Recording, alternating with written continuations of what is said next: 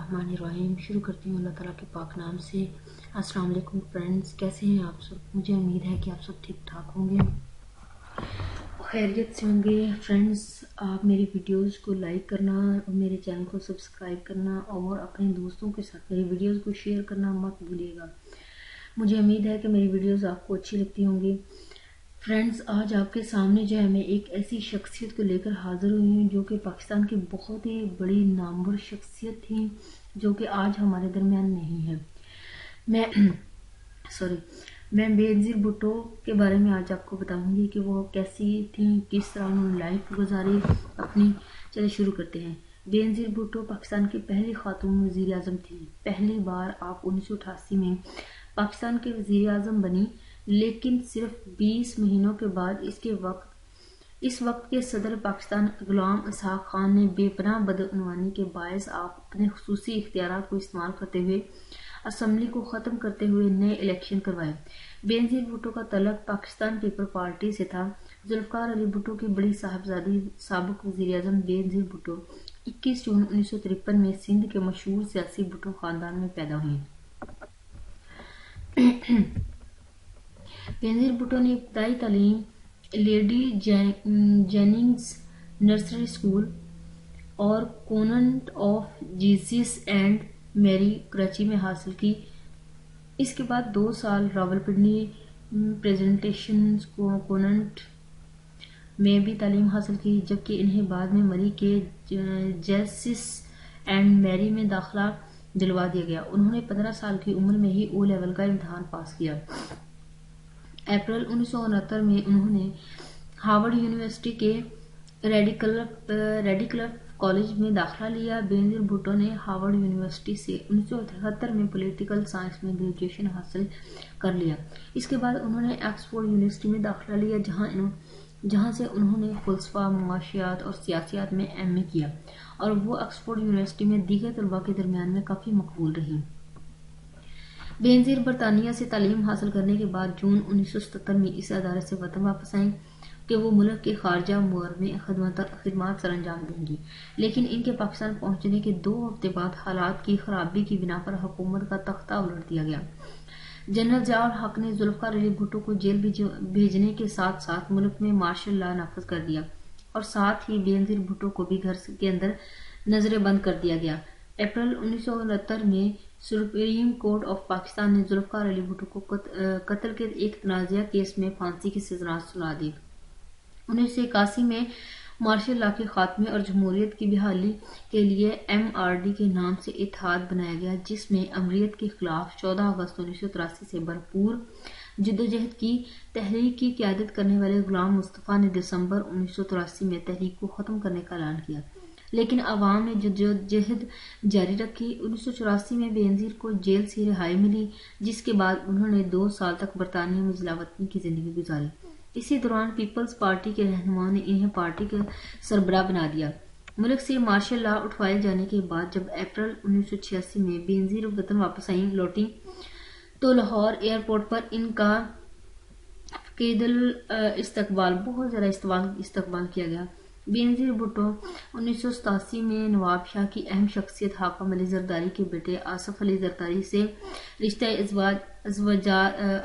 अज़वाज में मुंसलिक हो गई, लेकिन इसके साथ साथ अपनी सियासी जद्दोजहद का दामन नहीं छोड़ा। 17 अगस्त 1988 में ज़ियाउल हक त्यारे के हादसे में जाँ बहक हो गए तो मुल्क के अंदर सियासी तब्दीली का दरवाजा खुला। सेनेट के चेयरमैन गुलाम इसहाक को कायम मकाम सदर बनाया गया, जिसने 90 दिन के अंदर इंतखाबात करवाने का ऐलान किया। 16 नवंबर 1988 में मुल्क में आम इंतखाबात हुए, जिसमें कौमी असम्बली में सबसे ज्यादा नशीस्तें पीपल पार्टी ने हासिल की, और बेनज़ीर भुट्टो ने 2 दिसंबर 1988 में 35 साल की उम्र में मुल्क और इस्लामी दुनिया की पहली खातून वज़ीर आज़म के तौर पर हलफ उठाया। अगस्त 1990 में 20 माह के बाद सदर इसहाक खान ने बेनज़ीर को हुकूमत को बेपनाह बदउनवानी और करप्शन की वजह से बरतरफ कर दिया। 2 अक्टूबर 1990 में मुल्क में नए इंतखाबात हुए, जिसमें मुस्लिम लीग नवाज और बेनज़ीर हुकूमत की मुखालिफ जमातों ने इस्लामी जमहूरी इत्तेहाद के नाम से अलायंस बनाया, जिसके इंतखाबात में अक्सरियत हासिल की। इन इंतखाबात के नतीजे में मुस्लिम लीग نواز کے سربراہ نواز شریف وزیر اعظم بن گئے جبکہ بینظیر قائد حزب اختلاف بن گئی۔ 1993 میں اس وقت کے صدر نے غلام اسحاق خان کے نواز شریف کی حکومت کو بھی بدعنوانی کے الزام میں برطرف کر دیا، جس کے بعد اکتوبر 1993 میں عام انتخابات ہوئے جس میں پیپلز پارٹی اور اس کے حلیف جماعتیں معمولی اکثریت سے کامیاب ہوئی اور بینظیر ایک مرتبہ پھر وزیر اعظم بن گئی۔ پیپلز پارٹی کے اپنے ہی صدر فاروق احمد خان لغاری نے 1996 میں بد امنی اور بدعنوانی، کرپشن اور ماورائے عدالت قتل کے اقدامات کے باعث بینظیر کی حکومت کو برطرف کر دیا۔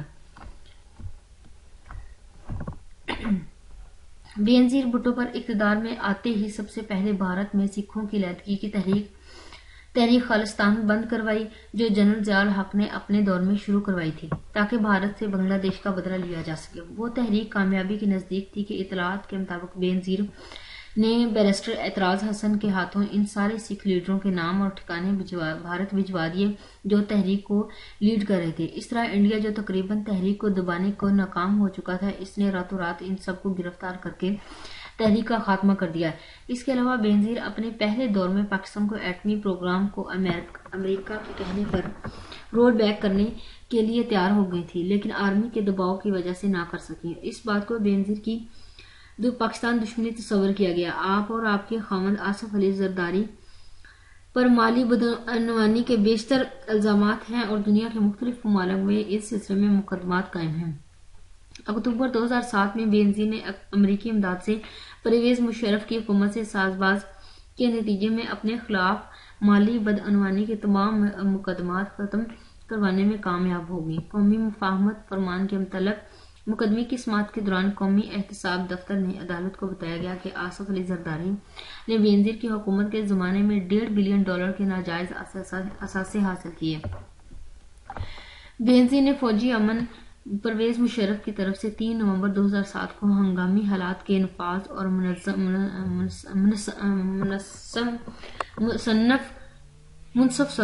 منصف اعظم افتخار محمد چودھری کو ہٹانے کے در پہ حمایت کی، تاہم بیان بازی کی حد تک بینظیر نے اس فوجی اقدام پر کچھ عرصہ تنقید کی مگر بعد میں کھلم کھلا حمایت کی اور اپنے دوگلے پن کا ثبوت دیا۔ بینظیر نے اپنے بھائی مرتضیٰ کے قتل اور اپنی حکومت کے ختم ہونے کے کچھ عرصہ بعد ہی جلاوطنی اختیار کرتے ہوئے متحدہ عرب امارات میں دبئی میں قیام کیا۔ اسی دوران بینظیر نواز شریف اور دیگر پارٹیوں کے سربراہان کے ساتھ مل کر لندن میں ARD کی بنیاد ڈالی اور ملک میں جنرل پرویز مشرف کی حکومت کے خلاف بھرپور مزاحمت کا اعلان کیا۔ ان کے جلاوطنی کے دور ایک اہم پیش رفت اس وقت ہوئی جب 14 مئی 2006 میں لندن میں نواز شریف اور بینظیر کے درمیان میثاق جمہوریت پر دستخط کر کے جمہوریت کو بحال کرنے اور ایک دوسرے کے خلاف استعمال نہ ہونے کا فیصلہ کیا۔ دوسری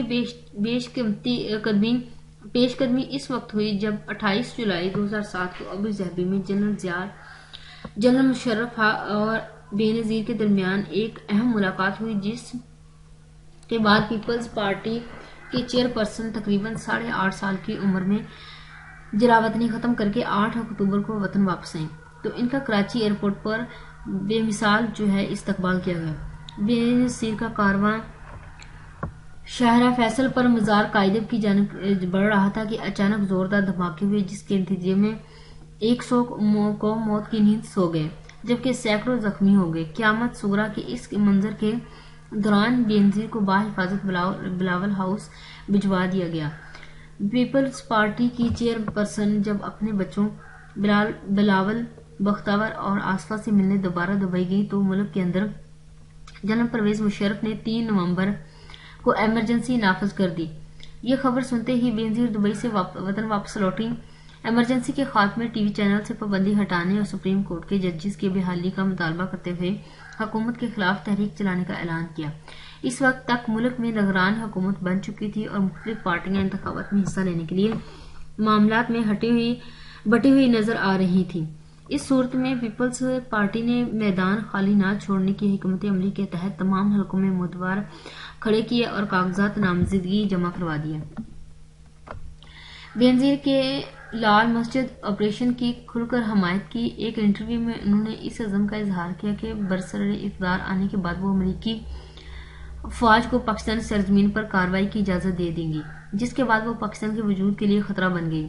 ایک اور موقع پر انہوں نے کہا کہ برسر اقتدار آنے کے بعد وہ ملک کے عظیم ایٹمی سائنسدان ڈاکٹر عبدالقدیر کو پوچھ گچھ کے لیے امریکہ کے حوالے کر دیں گی۔ محترمہ کے ان بیانات نے پاکستانی قوم میں بڑا اضطراب پیدا کر دیا۔ قوم یہ سوچنے پر مجبور ہو گئی کہ کرسی کے حصول کے لیے امریکہ اور مغرب کو خوش کرنے کی خاطر محترمہ کس حد تک گر سکتی ہیں۔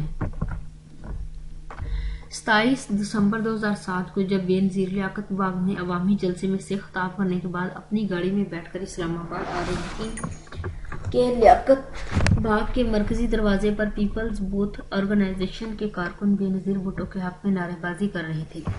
اس وقت جب وہ پارٹی کارکنوں کے ساتھ اظہار یکجہتی کے لیے گاڑی کی چھت سے باہر نکل رہی تھی کہ نامعلوم شخص نے ان پر فائرنگ کر دی۔ اس کے بعد بے نظیر کی گاڑی سے کچھ فاصلے پر ایک زوردار دھماکہ ہوا جس میں ایک خودکش حملہ آور جس نے دھماکہ خیز مواد سے بھری ہوئی بیلٹ پہن رکھی تھی خود کو دھماکے سے اڑا دیا۔ اس دھماکے میں بے نظیر بھٹو جس گاڑی میں سوار تھی اس کو بھی شدید نقصان پہنچا، لیکن گاڑی کا ڈرائیور اسی حالت میں گاڑی کو بھگا کر راولپنڈی جنرل ہسپتال لے گیا جہاں وہ زخموں کی تاب نہ لاتے ہوئے جاں بحق ہو گئی۔ بے نظیر کی وصیت کے مطابق پیپلز پارٹی کی قیادت ان کے 19 سالہ بیٹے بلاول زرداری بھٹو کو وراثت میں سپرد کر دی گئی۔ 2 نومبر 2007 کو ڈیوڈ فراسٹ سے بات چیت میں بے نظیر نے دعویٰ کیا تھا کہ اسامہ بن لادن کو عمر شیخ نے قتل کر دیا۔ عمر شیخ کو پرویز مشرف نے اپنی کتاب میں برطانوی خفیہ ایجنسی MI5 کا ایجنٹ بتایا۔